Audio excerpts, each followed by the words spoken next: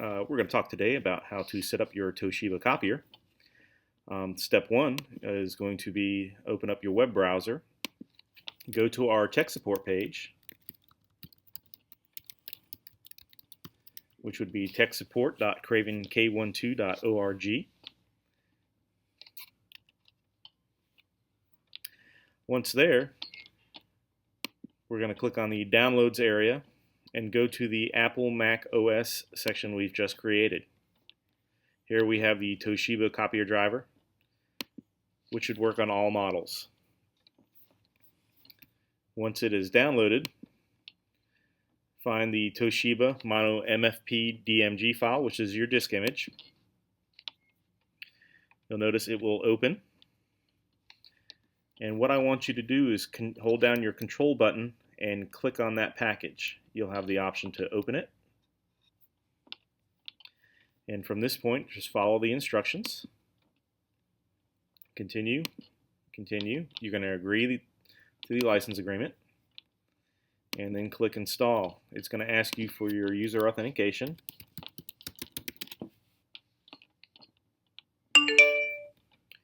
Okay, and now your driver is installed. You can go ahead and move that to the trash.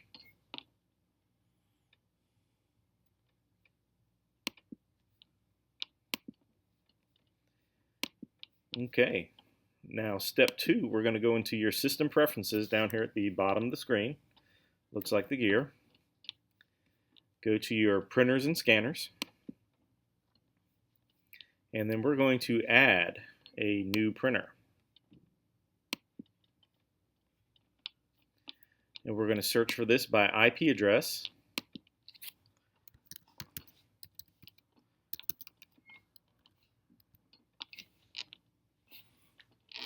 $65 was the other one. Oh. And you want to make sure that line printer daemon is selected. Pop up.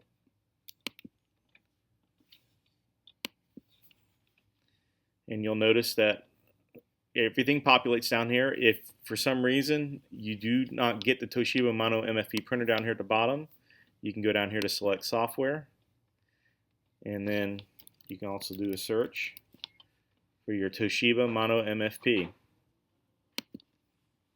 After we're done with that, you're going to click Add.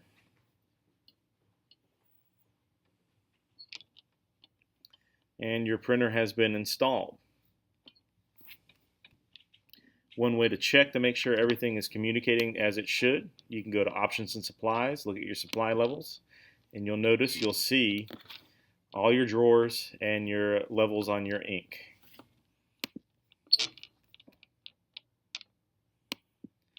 Okay, we can go ahead and close out of that. Now that we have your printer driver installed and we have installed your printer, I want you to open up Pages on your Mac. Now Pages is the program that looks kind of like this down here. If you for some reason have removed it from your dock, you can always come over here to your launch pad and come up here and launch your Pages.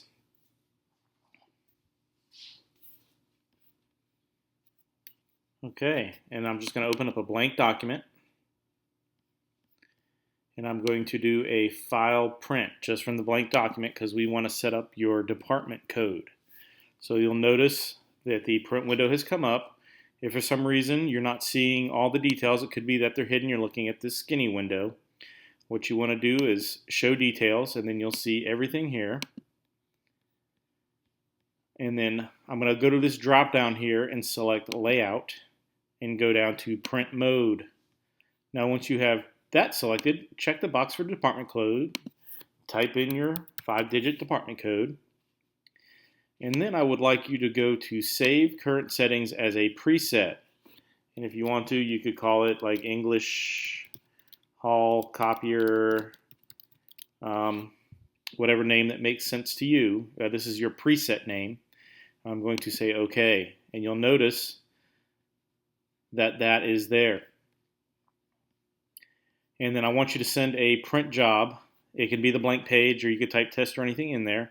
But what that'll do is that'll establish your English copier as your default last setting printer, so that as you print from now on, it will always go to that preset setting.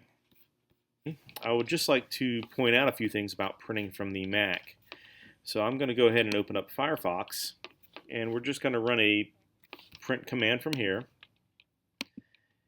just to show you that each one has kind of a little different layout to the dialog box.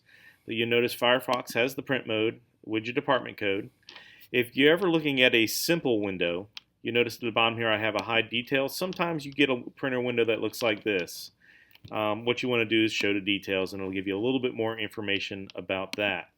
But what you'll notice is that when we go into Pages and we do a print, same thing. We have the similar layout, similar dialog box with your print mode, with your department code. And you notice down here at the bottom, same thing. We have the hide details, show details. I'm going to go ahead and just show you real quick in Numbers too. In Numbers, when you print, it's going to open up a little dialog box over here first, just to give you some options on your page orientation, size, margins. Once you hit print, that's when you're going to see your same dialog box with your layout, your print mode, and your department code. I'm going to go ahead and say Keynote. You're going to be looking at something similar. But you'll notice I got the simple one up on this. So I'm going to hit Show Details. Here's my extended with my print mode and my department code. Okay, now that we've gone through that, I have one more piece of information before we finish up on printing. We're going to look at Google Chrome. Google Chrome has a slightly different printing dialog box than everything else that we've seen on the Mac so far. You'll notice that it comes up with a kind of a Chrome printing window first. If you want to double check your settings, you can come down here using the Print Using System Dialog link down here at the bottom. It will open up your traditional Macintosh printing dialog here. And you'll notice that once we get in here and we set our English copier, do it once, print something, and it should always come up as your English copier. And being that we pull that up, print mode, you'll notice that the department code is still there. The other thing is Safari. When you're in Safari and you would like to print something,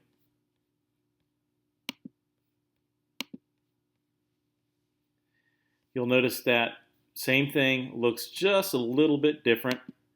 You don't have the same drop-down features, but I've been assured that as long as you just select your English copier printer and use your English copier preset, that even though you don't see some of the stuff there, it's got different dialog boxes, that it will use your English copier settings and send to your printer.